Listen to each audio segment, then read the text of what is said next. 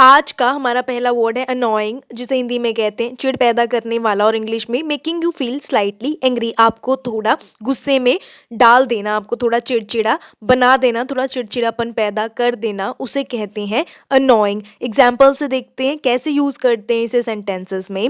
He has several annoying habits, उसकी बहुत सी ऐसी आदतें हैं जिससे चिढ़ पैदा होती है, जिससे गुस्सा आता है। एक और एग्जाम्पल देखिए, that noise is very annoying, ये जो आवाज़ है ये बहुत ही अनोइंग है, बहुत ही चिड़चिड़ापन पैदा करने वाली आवाज़ है, बहुत ही इससे गुस्सा आता है।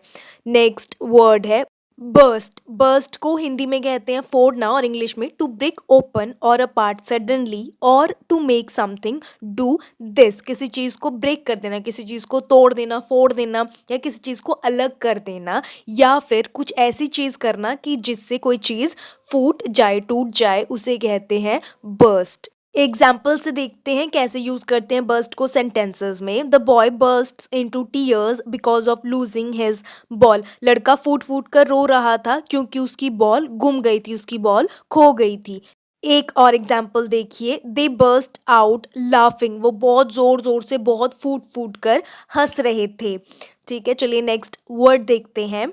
ड्रंक, जिसे हिंदी में कहते हैं पिया हुआ, और इंग्लिश में अनेबल टू स्पीक और act in the usual way because of having had too much alcohol, ऐसी स्थिति जब आप बोल नहीं पाते हैं या उस तरीके का व्यवहार नहीं कर पाते हैं जिस तरीके का करना चाहिए। और आप ऐसा क्यों नहीं कर पाते? क्योंकि आपने बहुत ज़्यादा एल्कोहल पिया होता है, बहुत ज़्यादा शराब पी होती है, इसलिए आप अच्छे से बात नहीं कर पाते, उसे कहते हैं ड्रंक। एग्जाम्पल्स देख लेते हैं कैसे यूज करते हैं इसे सेंटेंसेस में। I am so drunk now that I am seeing two keyboards, मैंने इतनी ज़्यादा पी हुई है कि अब मुझे दो दो कीबोर्ड्स दिख रहे हैं। एक और एग्जाम्पल देखिए, he gets aggressive when he is drunk, वो बहुत ज़्यादा आक्रामक हो जाता है जब उसने पी होती है। नेक्स्ट वर्ड है एक्सटेंसिव, जिसे हिंदी में कहते हैं बहुत बड़ा, और इंग्लिश में कवरिंग अ लार्ज एरिया, या फिर हैविंग अ ग्रेट रेंज, जिसने बहुत ज़्यादा एरिया कवर किया, जिसके पास बहुत ज़्यादा जगह है, एक बहुत ज़्यादा जगह है, या फिर जिसकी रेंज, जिसकी पहुंच बहुत दूर तक है, उसे कहते हैं एक्सटेंसिव। एग्जाम्पल्स देखिए कैसे यूज करते हैं इसे सेंटेंसेस में। हिज एक्सटेंसिव नॉलेज सरप्राइजेस मी, उसकी बहुत ज़्यादा नॉलेज, उसका बहुत ज़्यादा ज्ञान से मैं बहुत ज़्यादा क्या हो गया, हैरान चकित हो गया हूँ। एक और एग्जाम्पल देखिए, her knowledge of world history is extensive, उसकी जो वर्ल्ड हिस्ट्री, दुनिया की हिस्ट्री पर, इतिहास पर जो नॉलेज है, जो ज्ञान है, वो बहुत ही बड़ा है, बहुत ही ज़्यादा है। नेक्स्ट वर्ड है फनी, जिसे हिंदी में कहते हैं मज़ेदार, और इंग्लिश में कहते हैं ह्यूमरस, या फिर कॉजिंग लाफ्टर, बहुत ही मज़ेदार या ऐसी चीज़ जिससे आपको बहुत ज़्यादा हंसी आती है, जो बहुत ज़्यादा मज़ेदार है, उसे कहते हैं फ़नी। एग्जाम्पल्स देखते हैं कैसे यूज़ करते हैं इसे सेंटेंसेस में। She send me a funny text message, उसने मुझे एक बहुत ही फ़नी, बहुत ही मज़ेदार मैसेज भेजा। एक और एग्जाम्पल देखिए, the teacher told us a funny story, teacher ने, अध्यापक ने हमें एक बहुत ही मज़ेदार फ़नी, जिससे हमें बहुत ज़्यादा हंसी आई, ऐसी कहानी सुनाई। ठीक है, चलिए नेक्स्ट वर्ड देखते हैं, ग्रोथ, जिसे हिंदी में कहते हैं वृद्धि, और इंग्लिश में the growth of a person, animal और plant is its process of increasing in size, ऐसी ग्रोथ, ऐसी वृद्धि जो एक इंसान की होती है, जानवर की होती है, पौधे की होती है, जो कि उसकी जो आकृति है, जो उसका आकार है, उसको बड़ा करती है। जैसे इंसान भी बड़े होते हैं, जानवर भी बड़े होते हैं, प्लांट भी बड़े होते हैं, तो उसे कहते हैं ग्रोथ। एग्जाम्पल्स देखते हैं कैसे यूज करते हैं इसे सेंटेंसेस में। Rapid population growth is a serious problem in our country, बहुत ज़्यादा पॉपुलेशन जो तेज़ी से बढ़ रही है, वो एक बहुत बड़ी समस्या है हमारे देश के लिए। एक और एग्जाम्पल देखिए, the economic growth is very slow, जो आर्थिक व्यवस्था है, जो आर्थिक ग्रोथ है, हमारी आर्थिक बढ़ोतरी है, बहुत धीमी है।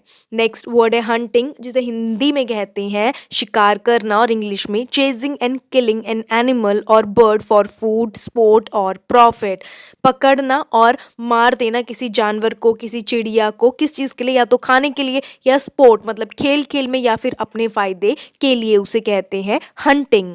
एग्जाम्पल्स देखते हैं कैसे यूज करते हैं इसे सेंटेंसेस में।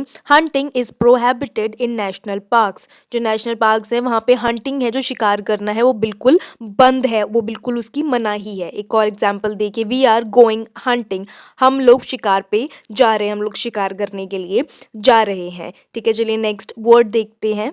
इंट्रोडक्शन जिसे हिंदी में कहते हैं परिचय और इंग्लिश में an occasion when something is put into use और brought to a place for the first time. ऐसा अवसर जब पहली बार किसी चीज को लाया गया है काम में या फिर किसी जगह पर किसी चीज को पहली बार लाया गया है उसे कहते हैं इंट्रोडक्शन। एग्जाम्पल्स देखते हैं कैसे यूज करते हैं सेंटेंसेस में।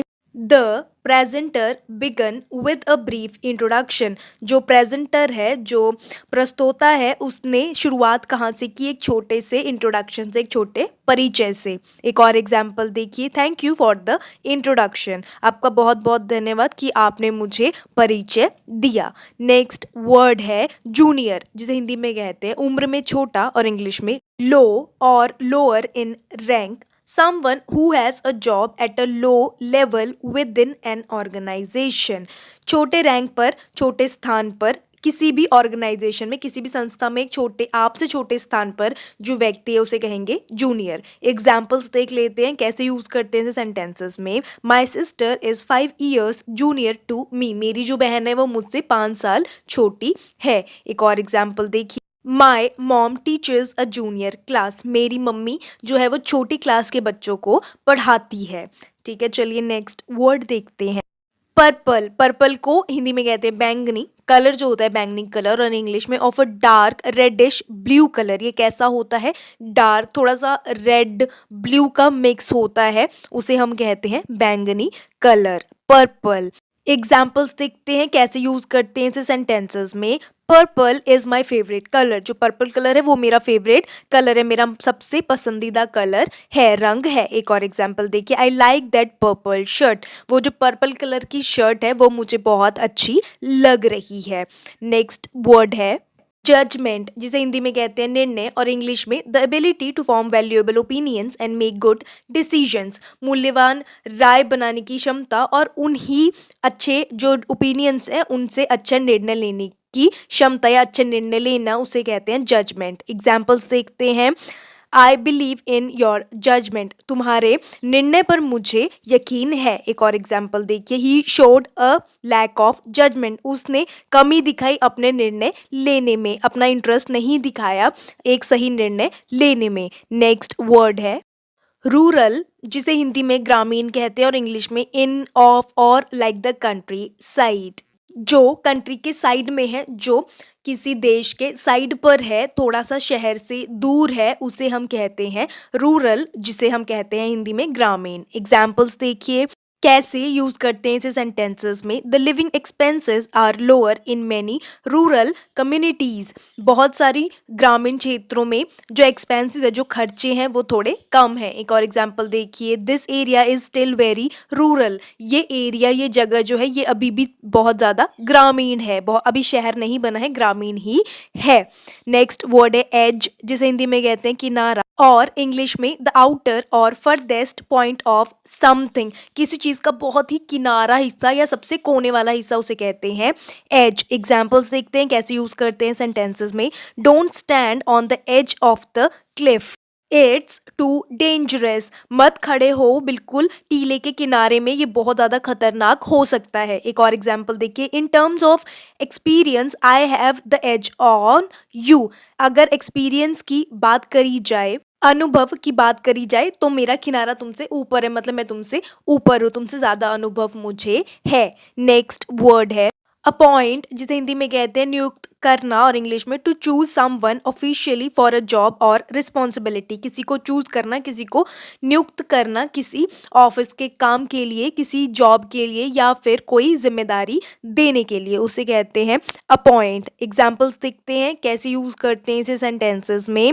The government appointed a committee to investigate the accident. Government ने नियुक्त की है एक कमिटी जो कि इन्वेस्ट करेगी, जो कि ये देखेगी एक्सीडेंट को, एक्सीडेंट के बारे में इन्वेस्टिगेट करेगी, उन्हें देखेगी। नेक्स्ट एग्जाम्पल देखिए एक और, we appointed him as our representative. हमने उसे अपना रिप्रेजेंटेटिव नियुक्त किया है। ठीक है, हम जो हमें प्रदर्शित करे, दिखाए कि हमारा बिजनेस किस चीज़ का, हमारा काम क्या है, तो उसके लिए हमने उसको क्या किया है, नियुक्त किया है। आज का हमारा लास्ट वर्ड है वर्जन जिसे हिंदी में कहते हैं संस्करण और इंग्लिश में a particular form of something that is slightly different from other forms of the same thing, किसी चीज का एक विशेष रूप जो एक ही चीज के अन्य रूपों से थोड़ा अलग होता है, उसे कहते हैं वर्जन। एग्जाम्पल्स देखते हैं कैसे यूज करते हैं इसे सेंटेंसेस में। Your software is not the latest version, तुम्हारा जो सॉफ्टवेयर है वो लेटेस्ट वर्जन का नहीं है। एक और एग्जाम्पल देखिए, I have heard the French version of this song, मैंने इस गाने का फ्रेंच वर्जन सुना है कि ये फ्रेंच में कैसा गाया जाता है।